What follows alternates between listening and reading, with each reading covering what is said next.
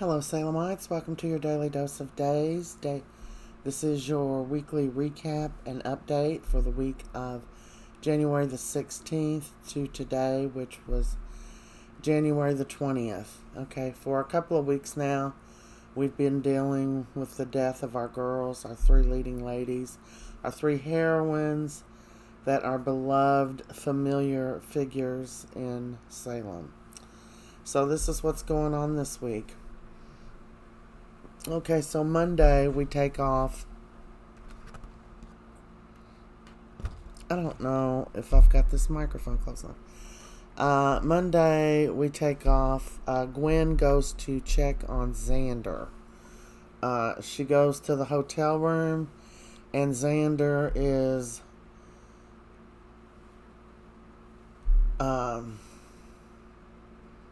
he's drunk. He's smashed. He's Gonzville. He can barely talk, barely stand up. He's still in his underwear that he's probably been laying around drinking for days. And she's like, Xander, what's wrong with you? What's happening? And he told her, well, what do you mean besides my life is all going down the drain, or whatever he said. He said, I don't have a job. Gwen wants to divorce me. I'm going to end up in jail. And she's like, Gwen wants to divorce you. And he said, yeah, not Gwen. Sarah wants to divorce him. So, she says, she's not going to let him go down in history like that. She's going to help him snap out of it and get his wife back and get him another job and just get going, and just see what happens with everything. So she's busy trying to sober him up. But I do have to go on and just tell the whole story. You know how it'll show you a little piece of this storyline, and then it'll zap up to another scene with Sonny or somebody, and, it gets you confused. So I like to try to do everything in the right order. It's easier for people to understand. So,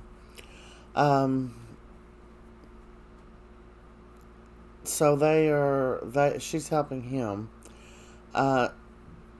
She puts him in the shower, gives him a cold shower, gives him some coffee, and he's ordered some liquor from the local liquor store, but he finds a bottle in the hotel room there. This'll hold me till it gets here. So she puts him in the shower, hoses him down with some cold water. In the process, of course, we knew this was coming. She gets wet too. So he gets out, she gets him some dry clothes. He's putting on the dry clothes. He tried to give her something of Sarah's, and she's like, that's not my taste. That little skimpy dude. And he gave her a great big shirt, probably one of hers, that she could change into, and she did. So, here she's just got that shirt on, and Xander's just in the process of getting dressed, and somebody's knocking at the door, and who may that be, you want to know? Yeah, it's Sarah. And she says, what the hell is this? And he's like, Sarah. And Gwen's like, it's not what you think.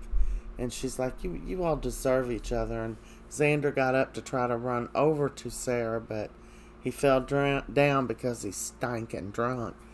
And Sarah just said, y'all deserve each other, and she walked out.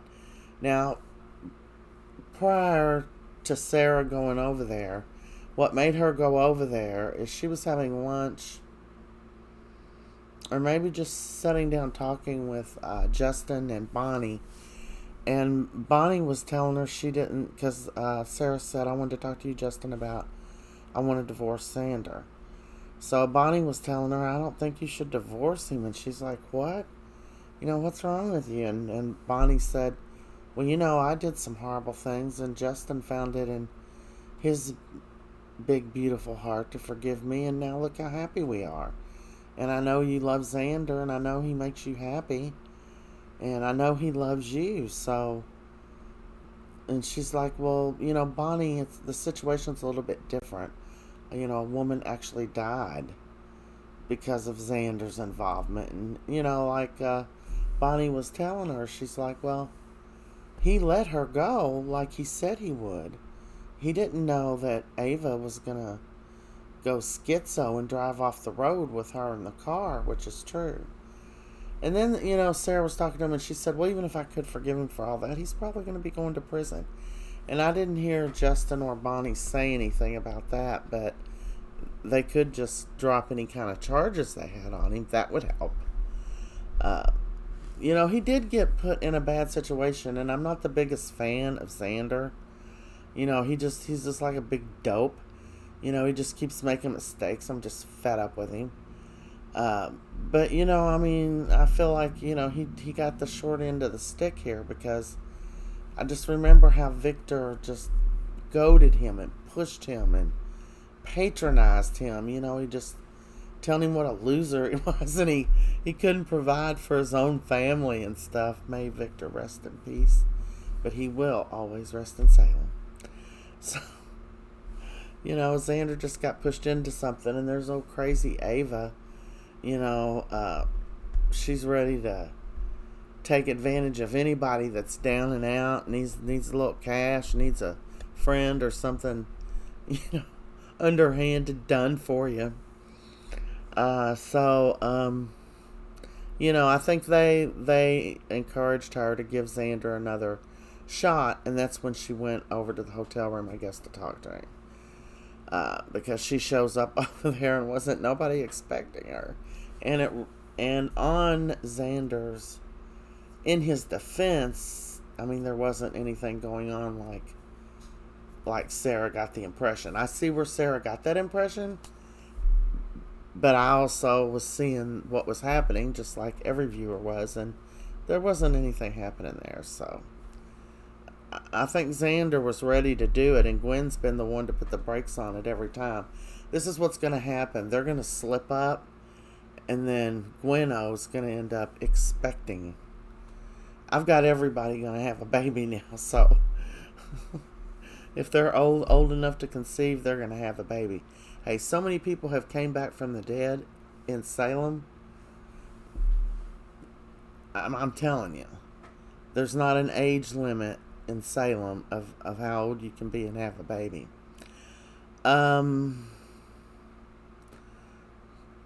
Unfortunately for Leo, Wilhelmino comes home, of course, because his grandma Kate has died, his Aunt Kayla has died, and his grandma Marlena is on death's door.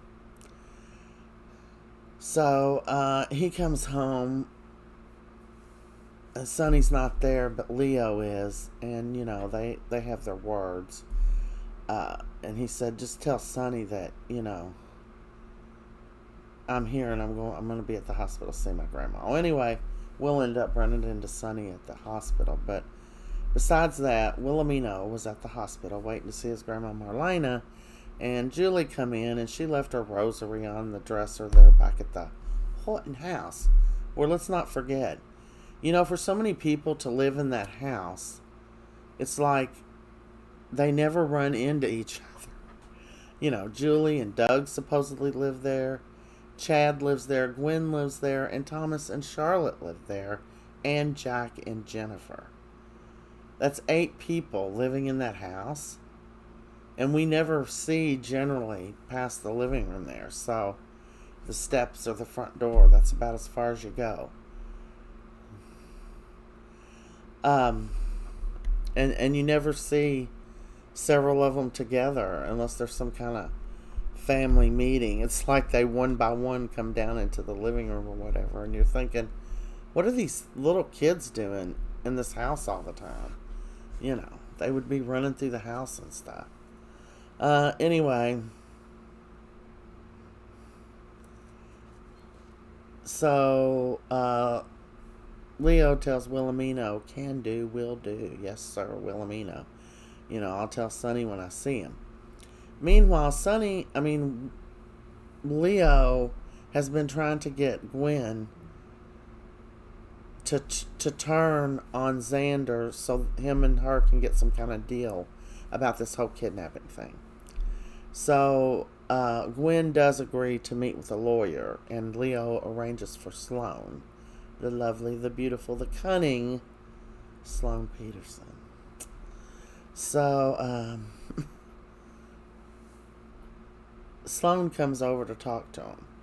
They give her the scoop on what's going on, but only after a retainer is retained.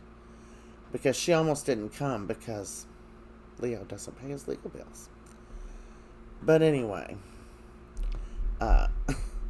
Leo was like, okay, Gwen, go on and pay the woman, Because she said once she got a retainer, that would be, everything would be confidential because Gwen was concerned about that. Well, this is all confidential, right?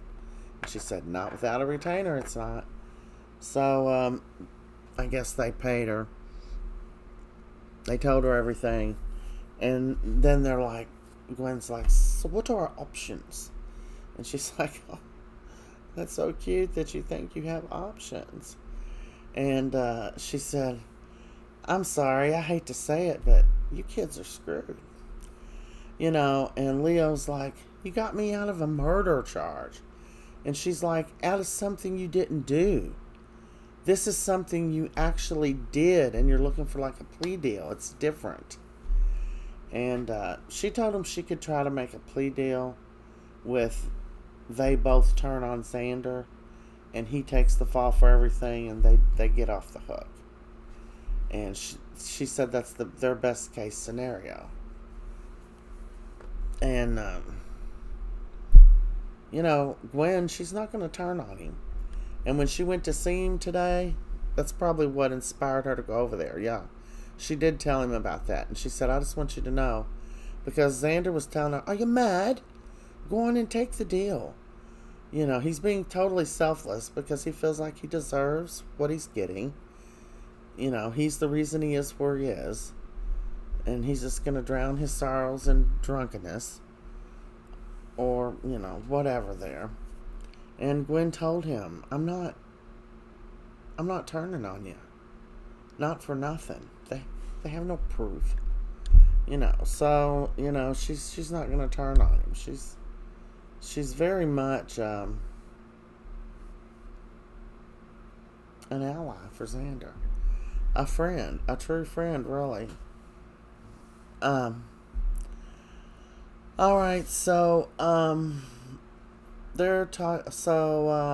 that's what Gwen says. She says, I'm out. I'm not doing this. And you all can let yourselves out. So, Leo and Sloane are sitting down drinking.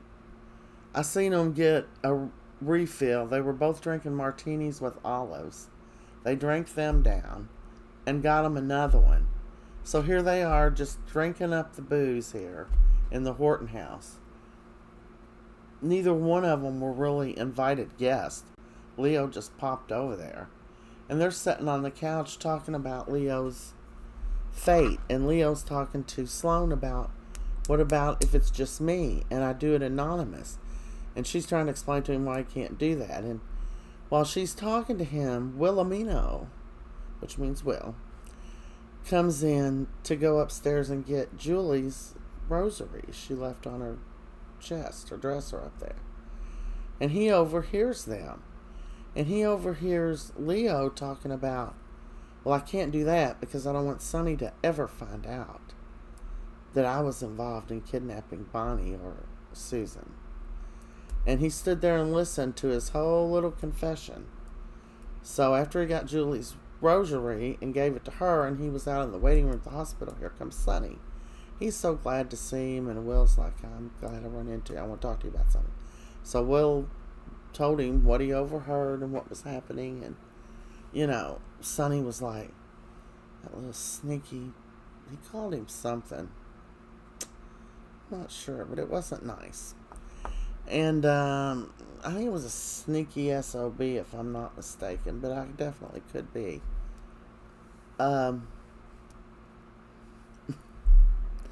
So he kicked Leo out. Sonny kicks Leo out.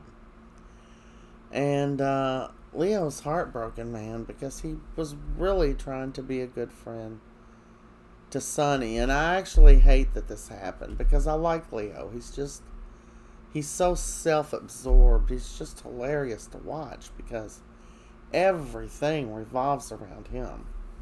And just in a goofy way. Um, so, moving on, Stephanie is, she's falling apart. They're reeling. Kayla just died. We lost Kate last week, then Kayla, and we're going to probably lose Marlena this week. Well, it's Friday, and we did lose Marlena. I can tell you that already. So,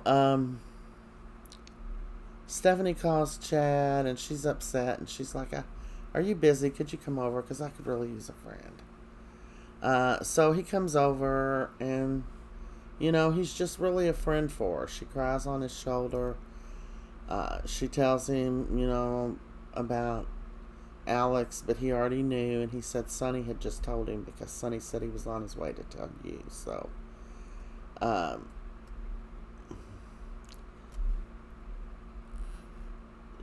So Chad cooked up some kind of spaghetti, and he said that for him and Stephanie, and he said that Kate taught him how to make that.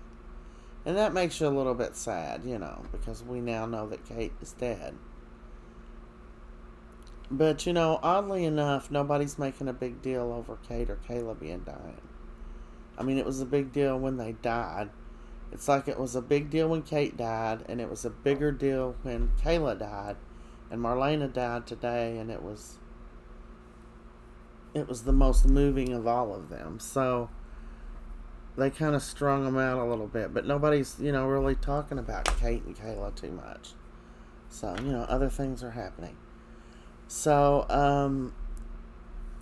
they eat, and Stephanie's feeling a little bit better, and Chad's like, too bad we don't have some dessert. And he's like, I know a great place I can go grab something. And she's like, no, wait a minute, I'm sure we've got something sweet in here. And she finds an apple pie in the refrigerator that Kayla had made for her. And there was a note on it and said, since you missed Christmas, she said, this is for Steph, because you missed Christmas. She was the only one not with them at Christmas. She stayed in Salem to work. It was so sad and touching, and Stephanie was crying. But they ate the apple pie, and, Stephanie was saying Mom would be so glad that, it didn't go to waste. She would have been ticked off had it gone to waste. So that wraps up Monday. Oh, yeah, and I forgot on Monday as well, Alex is heartbroken over what happened. And he goes out to have a few drinks, and he runs into Sloan, and he cries the blues to her, and she's very sympathetic. Now, moving on to Tuesday, the 17th. Trip and... What's that other boy's name? Did I write it down? Trip and Trey? That's not his name. It's not Trey. What is it? Trip and Joey. Trip and Joey come home, and they try to comfort, Stephanie a little bit. And then Trip has to head out to go visit his mom in the nut house. So, Joey stays there with Stephanie, and she confides in him about how Alex, cheated her out of being able to tell her mother goodbye. And, Joey's a little ticked off too. You can already see it. But I'm glad some families coming for, Stephanie. She needs the reinforcements. Gabby is going around making everybody pissed off that she talks to, because she is trying to hunt down Marlena. She knows she's sick in the hospital. She wants Marlena to do a session with Stefan and, I guess, put him under hypnosis and unbrainwash him. And everybody's trying to tell her, Marlena's real sick. I mean, she's in the hospital. She's dying. Brady had to tell her. Even Lee Chin said to her, "Isn't she very sick?" And she's like, "Yeah, I mean, wouldn't kill her for me to ask her." You know. So Stefan walks up when she's talking to Lee Chin, and no, wait a minute. Okay, so this happens. Prior to that, Stefan goes to visit Lee Chin, and he ends up punching him in the face for, trying to let him die and everything. And Lee Chin's like, "Oh, you know everything." And he's like, "Yeah." And he said, "Oh, yeah, and your job at Demera is gone." And Lee Chin had the nerve to say, "Well, only EJ can do that." And, he hasn't done it. And Stefan's like, "Well, he's going to do it when he finds out what you've done, because EJ is all about family." This is where you're starting to feel bad for Jake, because you know that EJ kept this information from Jake, and he could have put a stop to all this nonsense a lot earlier, but EJ wanted the power. He was in a position that really he had to take, and that all comes to a head today, Friday. But we're on Tuesday. So he gives Lee Chin a piece of his mind, punches him in the face, and then he's out. Well, the next thing you know,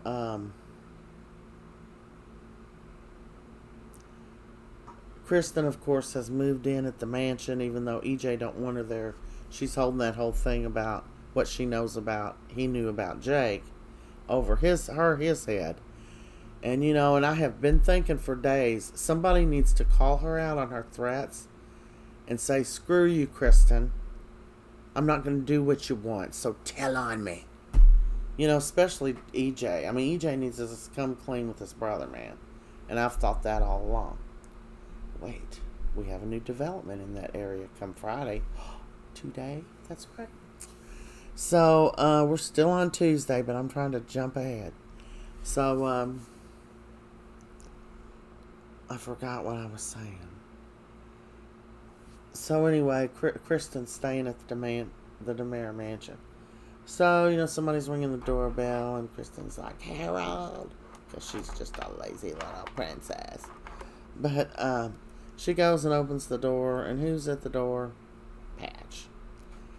And she's just looking at him, and he comes right after her. He's already just, he hates her. He's grief-stricken.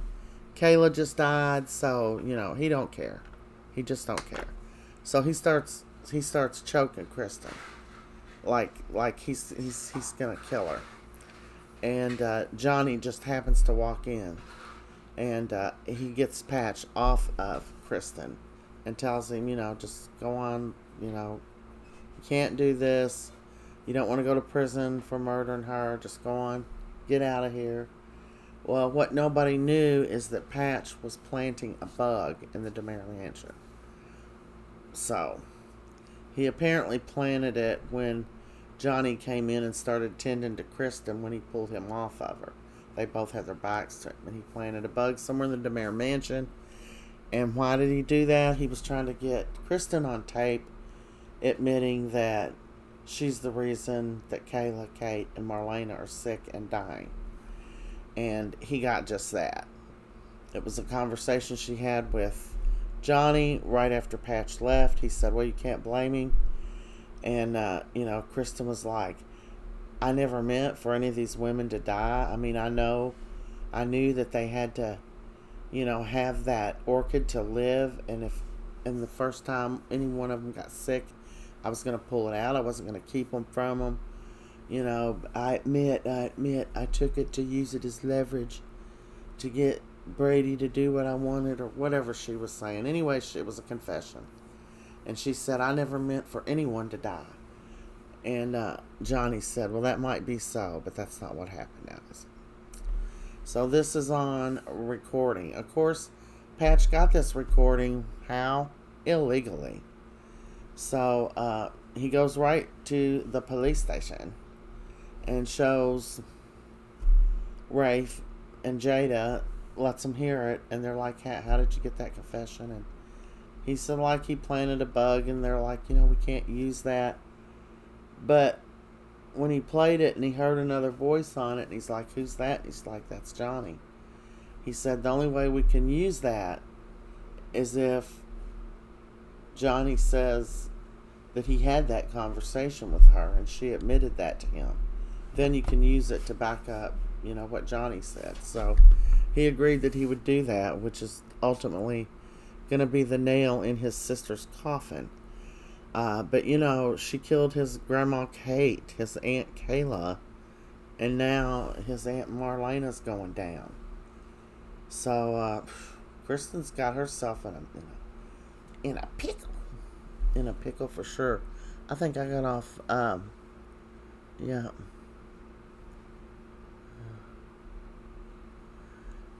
Chloe goes to the hospital to try to support Brady. She talks to him for a few minutes. They hug and kiss, and then she leaves, and that's all there is to that. Then we go to Wednesday, where we've got Gabby still selfishly going around trying to get somebody to get her in to see Marlena. And is this where she runs into? Yeah.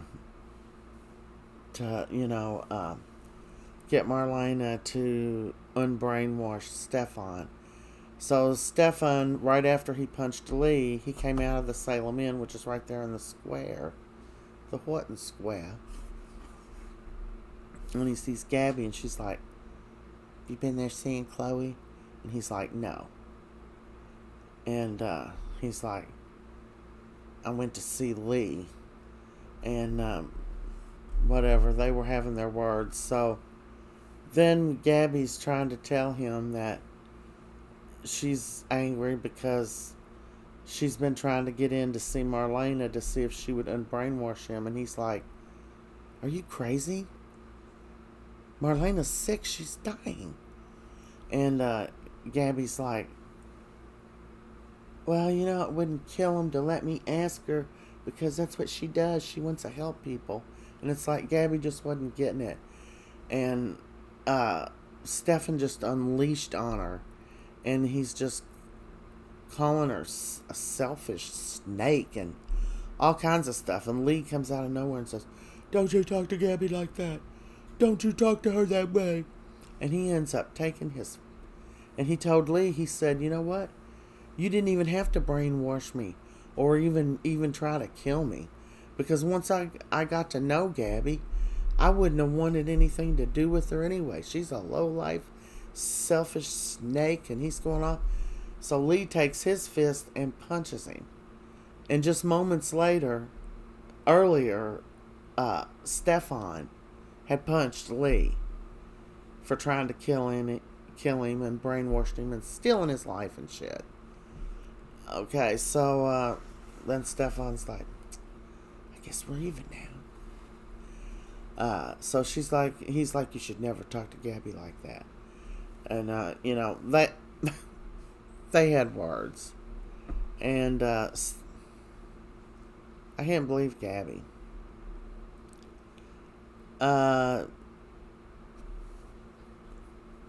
Rafe and Jada they're getting everything together for a warrant for Kristen, since Patch took them the recording and Johnny agreed to testify against her. Chloe decides she's gonna visit Kristen at the DeMera mansion, and she goes over there, and Kristen's answering the door, and she's like, I'm not in the mood, Chloe, and she's like, oh, I got plenty to say. And she comes in, and she's just going off on Kristen for, messing with her life, and making Stefan love her just to get Brady away from her. So they're going at it, and Kristen's bad mouthing her like she always does. And then Kristen's saying, I don't know what you're talking about. And she's like, oh, admit it, I know everything, Kristen. So Chloe goes and picks up a poker, like a poker you poke your firewood with, a poker, and she's slinging it around at her, and all kinds of people trying to kill Kristen this week. And in comes Stefan, and he's like, you don't want to do this. Give me the poker. Give me the poker. He gets her away from it. And I can't remember. And I didn't write it down.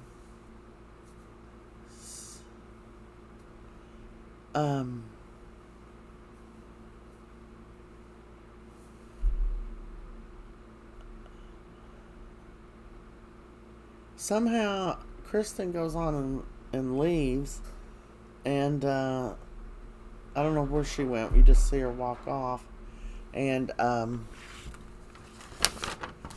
Stefan and Chloe are talking, and Stefan's trying to calm Chloe down because all she can talk about is, she's trying to tell her, I could have killed her.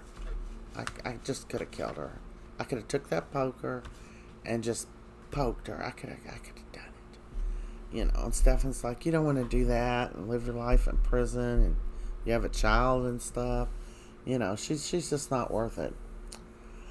So then we move on to Thursday, the 19th. Things are getting so bad for Marlena, and day by day, I'm worrying which day they are going to take her out, but I assume it's Friday. But this is Thursday. Belle comes home. She's just beside herself because her mom is dying. She goes and spends some time with her mama. Kristen goes and gets Rachel. And I already knew she was getting ready to kidnap Rachel. Because Rachel is all that Kristen cares about. And now that it looks like she's going to be going to jail and everybody hates her, and Brady will never again probably let her do anything. And so she takes Rachel to the park, and she's telling Rachel, Daddy and I are taking a time out, so you're going to have to decide who you want to come with. Do you want to come with me, or do you want to stay here with Daddy? And she said she wanted to go with her mother. She wanted to go with Kristen. So she's like, well, we've got to hurry, so let's go. So they're getting ready to go, and they run into EJ. Meanwhile, Belle and everybody's at the hospital, and Marlena, Allie comes and gets John. He's in the chapel. He's been praying constantly.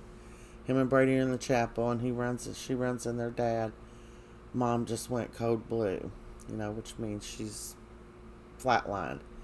So they run back to the hospital room. They get her back. John's, staying there with her. What the heck is this?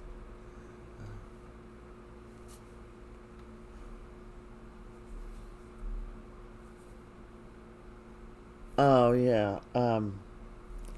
So Kristen runs into EJ in the park, and he's like, where are you all off to? And little Rachel's like, we're going to take a trip. Mommy and Daddy are in a timeout, and we're going to take a trip. And he's like, oh, you are? And she's like, yeah. And he said, does your daddy know you're taking a trip? And she said, yeah, we got to hurry. And so Kristen told Rachel to go over to the side for a minute. Some kid is outside my door screaming.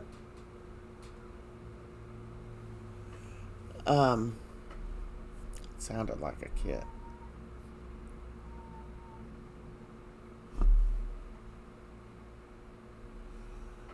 Somebody's yelling for their kids or something. Anyway, what was I saying? Okay, so EJ's figuring out that she's just getting ready to take Rachel and go, and he's like, Kristen, I can't let you do that. And he grabbed his phone, and she said, who you calling? And he said, I'm calling Brady. And Kristen's like, you don't want to do that. Because if you do, I'm going to tell Stefan everything you knew. So, EJ put the phone down and said, okay. She's like, tell Uncle EJ goodbye. And he gives them a kiss, and off they go. So, Kristen's off.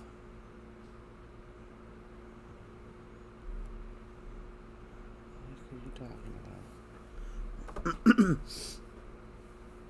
So, I thought he was going to call Brady anyway. But Brady is back at... How did that happen?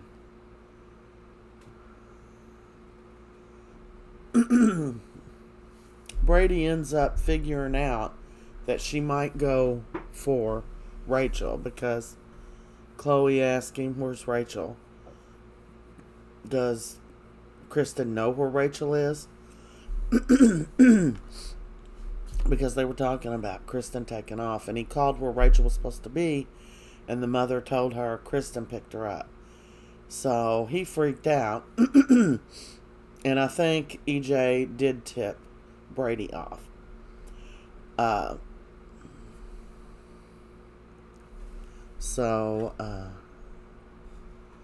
Because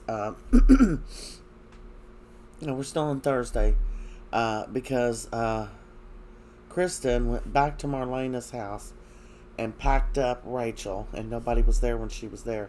Got her suitcase, and they were getting ready to walk out the door. She opened the door, and Brady's standing there, and he's just, you were going to take my daughter. And Rachel's like, oh, Daddy, you didn't know? And he's like, no, honey, I didn't know. And he tells, Rachel to go in her room. And then he looks over and he says, Rafe, she's in here.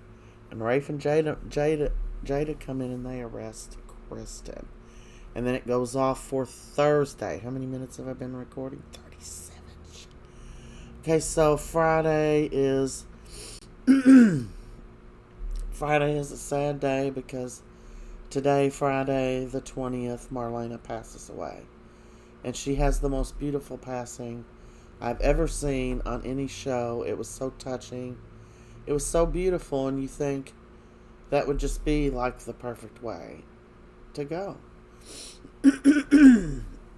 Anyway, Johnny's at the hospital, and Chanel shows up to give Allie some support, but she ends up supporting Johnny. Poor Marlena, she's going down quick, and she is begging John to please take her home. And he's like, Doc, I can't do that. They can help you live longer here, Doc.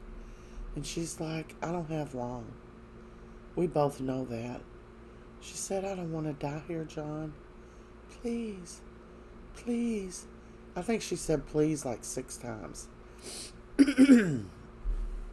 It was heartbreaking.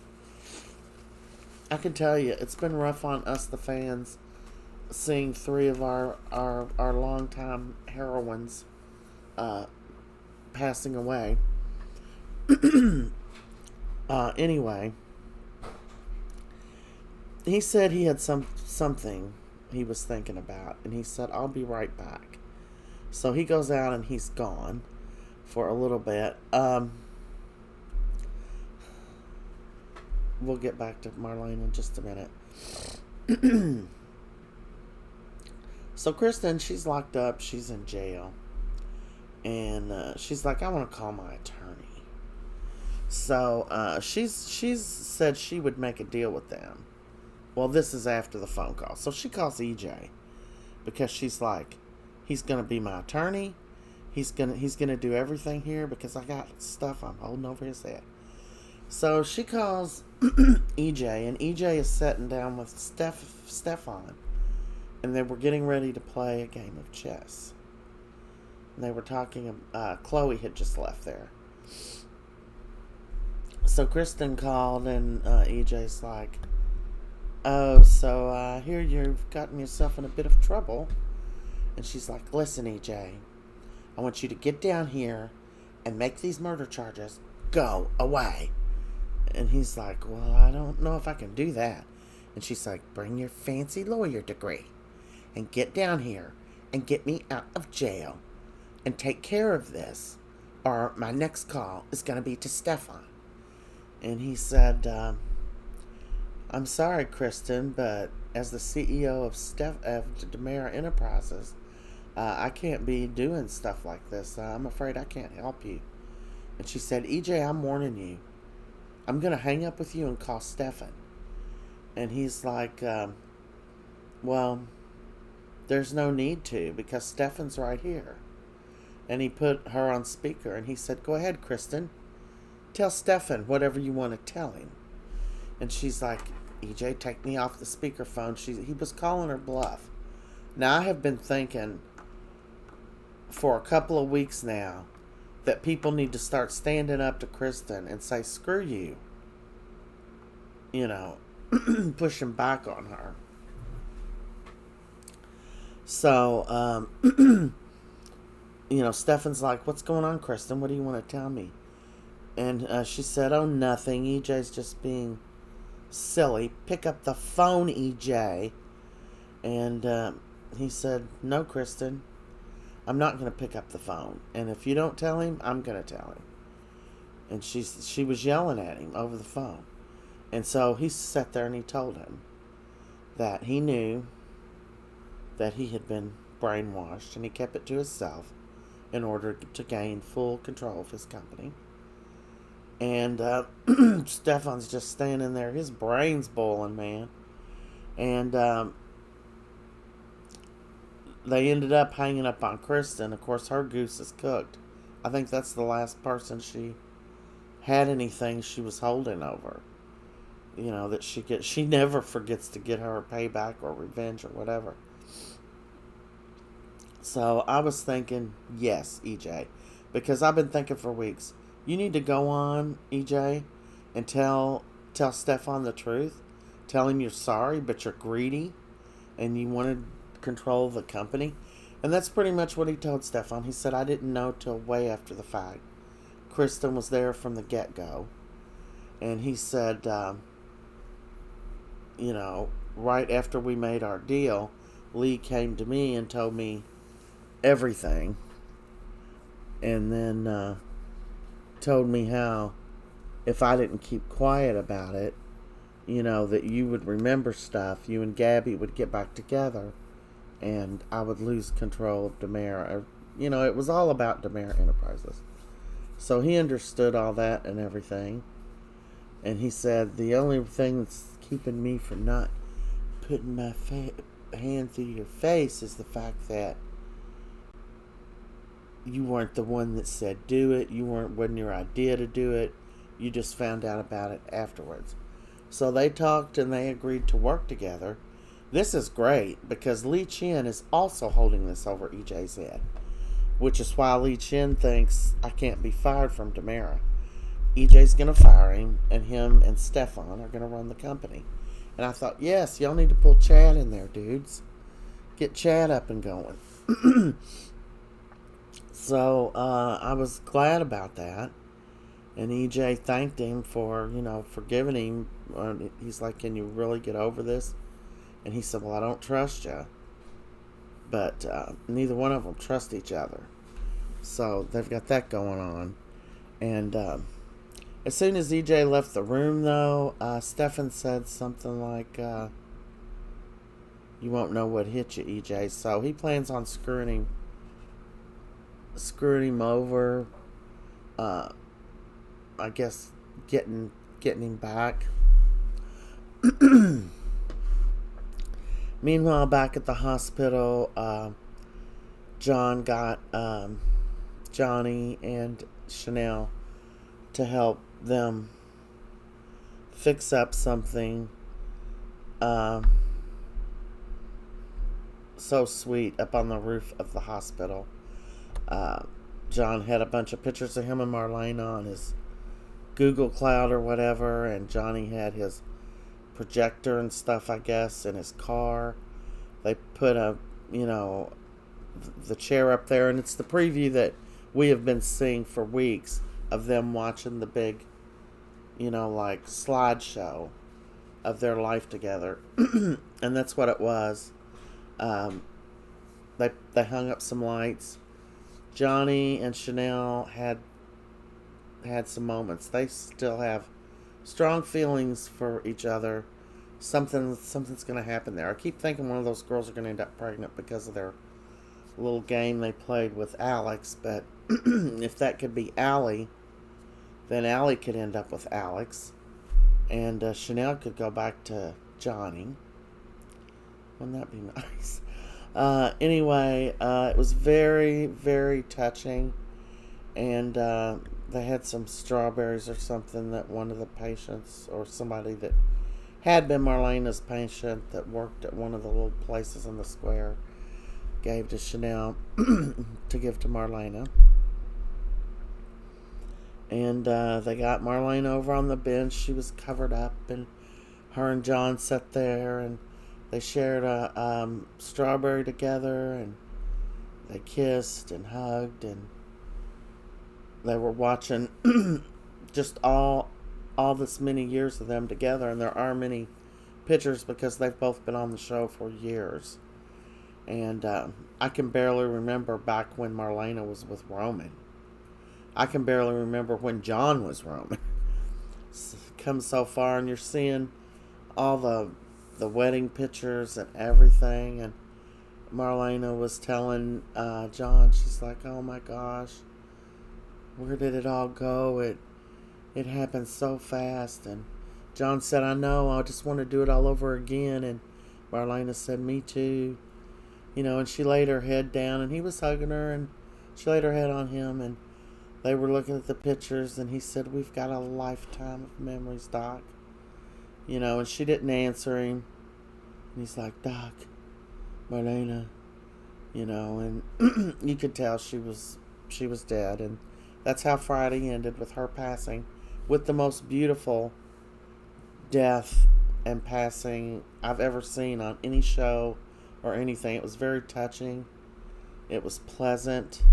And it was something that she wanted. Rest in peace, Marlena, Kate, and Kayla. Now we get to see how they're going to bring them back. I know that they will bring them back. But I've seen some previews on some other channels where they're saying somehow the devil gets them back or something, and they owe him and some kind of craziness. And I thought, I'm done to death with the devil stuff, man. It makes it hard to believe. Not that I don't believe in God and the devil, because I do. But it's just a big stretch of your imagination. I'd like to see things go smooth for a bit. Anyway, that's this week's recap for Days of Our Lives for January the 16th through the 20th. Please subscribe if you haven't. I'm trying to find all my subscribers from my last page. I don't know where they are. But hopefully they will find me. Have a wonderful day. I will see you all in Salem.